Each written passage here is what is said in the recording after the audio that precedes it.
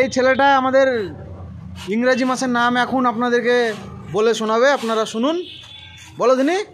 জানুয়ারি, ফেব্রুয়ারি, June, July,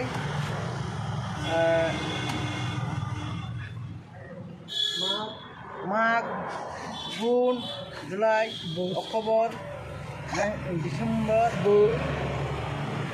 জোরে বলো, জোরে জোরে বলো। আর কি আছে? তুমি জানো? মাঘ, মাঘ তো হলো, মাঘ হলো, মাঘ, ফাল্গুন, ফাল্গুন, জ্যৈষ্ঠ, পহিলে, পহিলে, জ্যৈষ্ঠে,